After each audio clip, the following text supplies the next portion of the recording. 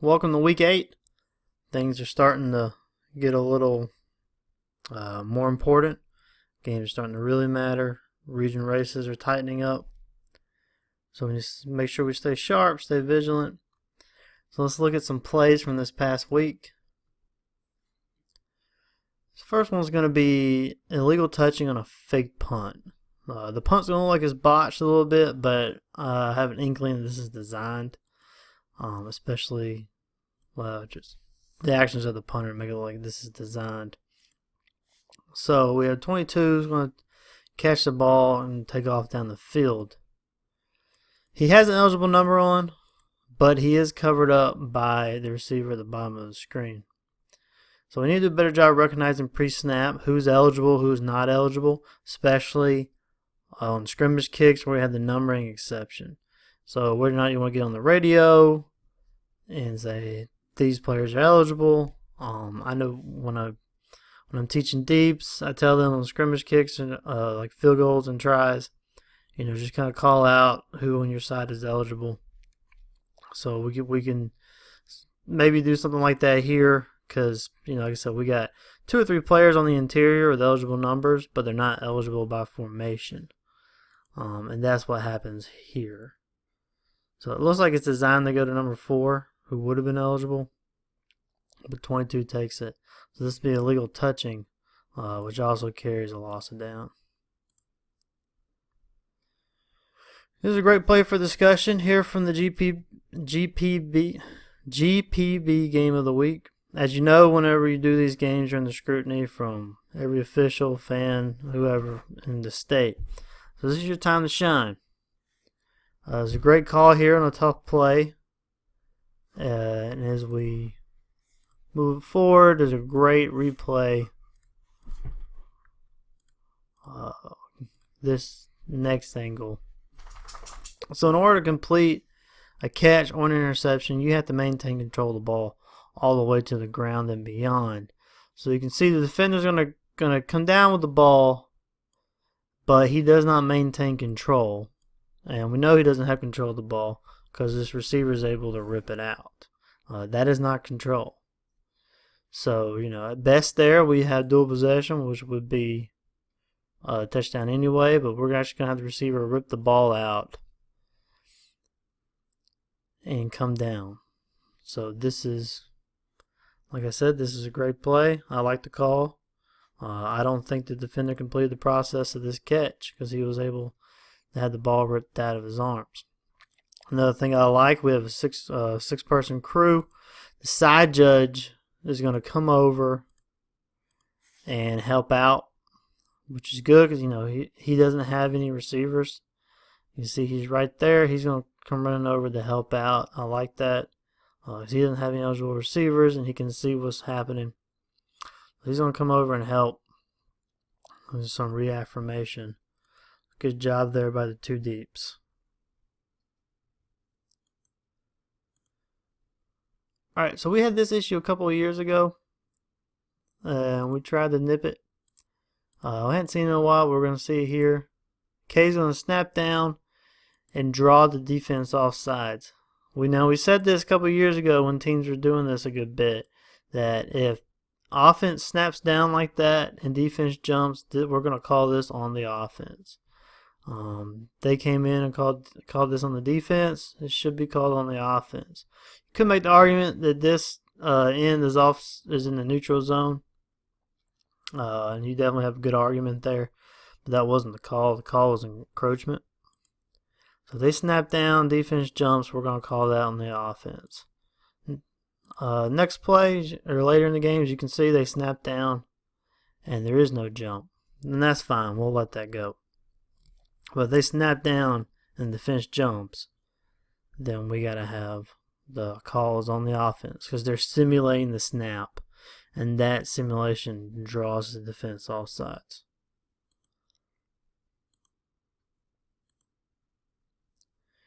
Watch this end. We're going to call him for a block below the waist, but this actually is a legal block. That defender's lined up in his inside shoulder. He fires off immediately off the ball and goes low. And the ball is still in the free blocking zone as well. So this is illegal. That's a legal block below the waist. It was erroneously called.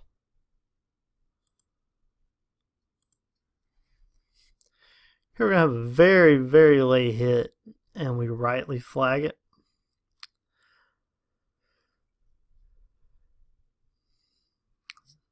And right there. So the discussion here, some brought up, should this be an ejection? No, don't eject this. This is just a very late hit. It's a very dumb foul.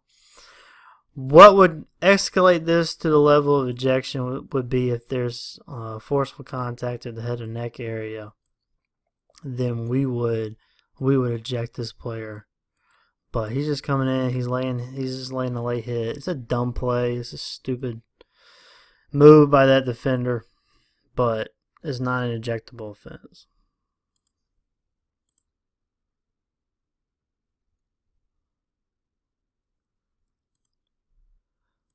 Let's watch the actions by the R player that gets on the ball. As you can see, he's waving his hand. We're going to consider that a fair catch, so we need to shut that play down. You can see even some of the players kind of stop because they think it's a fair catch. Movements like that with the hand, you know, we're going to consider that a fair catch. So we need to be, especially on a short kick, when we recognize there's a short kick, we need to have some eyes down and see who's in position to catch the ball. This kind of no man's land between the deeps and the wings, so it'd be hard to see the hand motions. But like I said, when we recognize a short kick, we need to take a peek down and see if we see a fair catch called. Because we gave him about 15-20 yards here when we should have killed it back there. So this is going to be a good job by officials on kind of maintaining some peace here after some extracurricular activities. I'm going to turn the snap detection off real quick. So you can see we got some extra pushing right at the end of this play. Then, you know, a little extra pushing, and then we got some skirmish going on here. This is fine here, letting the coaches come on the field and kind of keep the peace. There's one thing I really do not like here on this play. When we watch this flag fly here, when I watch here in this area, we never ever want to lay our hands on a player, especially something aggressive like that, like a push. There's never a reason to do that. It has lawsuit written all over it, and it can be seen as aggressive and get you punched in the face. So never lay your hands on a player, no matter what they say to you, even if they question your heritage. Do not lay a hand on a player, especially that. I mean, that's very aggressive. The official there, he instigated that contact. So that's bad. Don't ever do that. Once again, we're going to have some stuff after the play. Officials are going to do a good job of getting in here, maintain the peace. They're jawing back and forth. There's no fight, but it is, you know, we need to be in the middle of this and kind of let this go on. I mean, don't stop it from going on. See a guy, the official right there, he's doing a good job of just talking to the players, keeping them back, making sure they know they got to stay back, don't come over. You know, but again, don't touch them. If they start to come over, and just get the number down, flag it, and whatnot. I think what started this, I think there was a targeting that we called. Yeah, you can't see it, but there's targeting right there. Looks like it takes the forearm to the head and neck area. I can't see it for sure to tell if it was a ejectable offense. It doesn't look to be ejectable, but we did call it targeting, and a good job by the crew on trying to get in the middle there and keeping that from escalating further than it would have.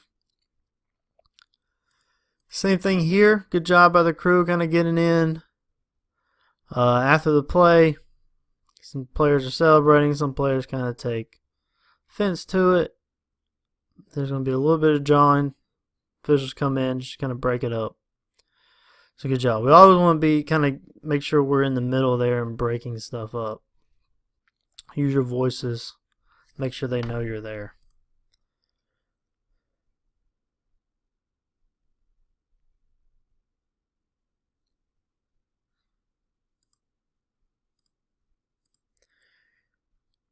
Here, good job by the wing and deep of staying with the play and exercising patience on ruling catch or no catch. You can see the ball come out there at the end.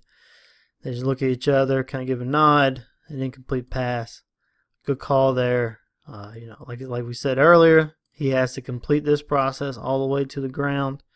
See the ball coming out there that indicates he did not complete the process. So good call and incomplete.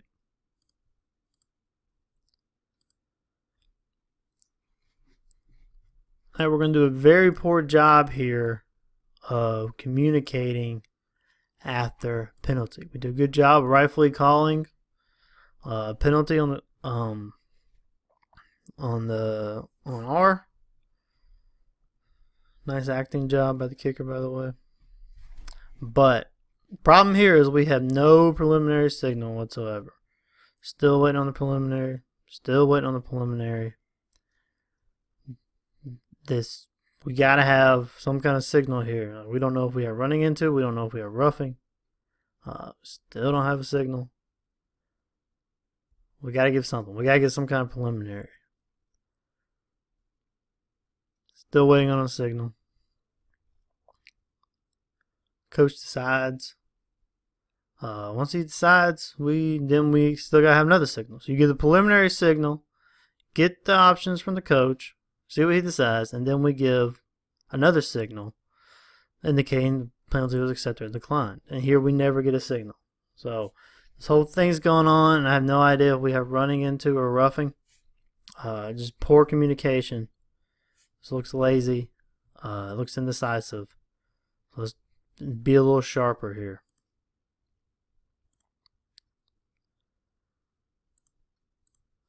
We're going to have a pass play. There's a 7-person crew.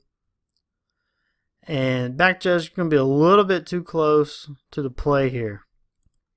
So we're way too close. We need to be back here toward the middle because the field judge, he has the runner receiver. And the back judge, you're going to have kind of the blocking and everything going on around him. And we can see that a lot better if we're further away. So we're going to be more toward the middle of the field and looking back for anything going on around the runner or the blocker.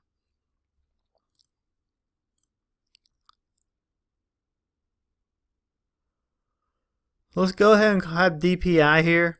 I know it's an overthrown ball, but remember we do not have uncatchable in high school. And even if the ball is uncatchable and you think, well, there's no way he could have caught it, we still want to throw DPI if it's in the neighborhood because it's hard for us to tell the coaches, hey, there's no such thing as uncatchable in high school. And then we're going to turn around, well, we're not going to throw that because he couldn't have caught it. And even in NCAA, they're probably still calling this. This is probably not considered uncatchable because, again, it's in the neighborhood. It lands in bounds. It really doesn't land that far away from him. It is high, and he probably would not have caught that. But we still need to throw a DPI on that. And I know this is probably also late in the game, so that may have factored into the decision, but even late in the game, whether or not, I don't know what the score of this game was, but even if it's a blowaway, something obvious like that, we need to go ahead and flag it. So let's look at we're going to end on some intentional grounding.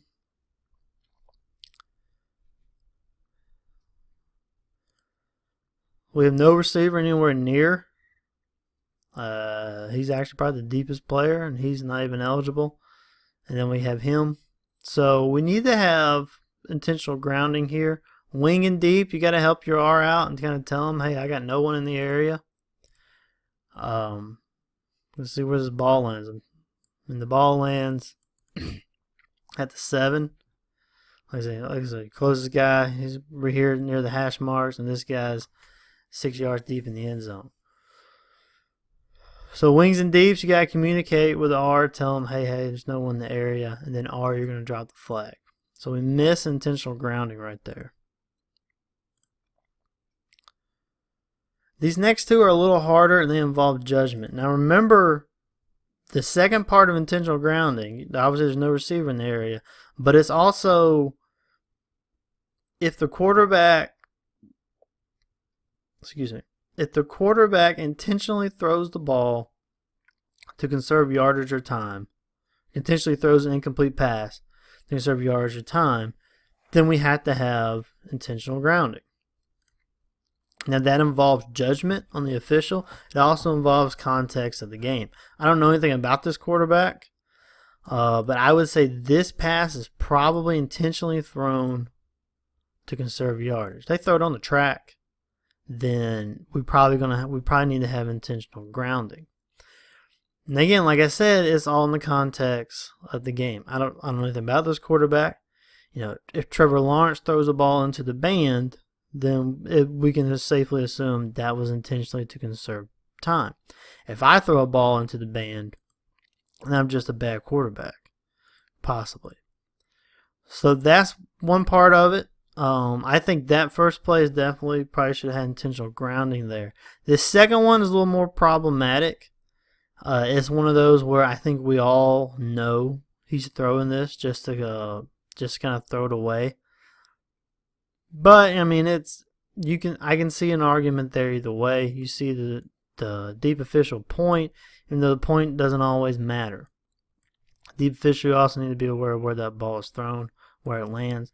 If we think he's intentionally throwing it out of bounds or just to throw it away, then we still need to have intentional grounding. That one probably was, but I can see why we would be hesitant to throw it. So again, just context, kind of know your quarterback and what they would do. That's it for this week. Good luck, guys. We're rolling into week 9. So we only got 4 more weeks left before the playoffs start. Good luck. Stay safe. Those of you in South Georgia that are about to witness some hurricanes, stay safe. And, evacuate if you're supposed to.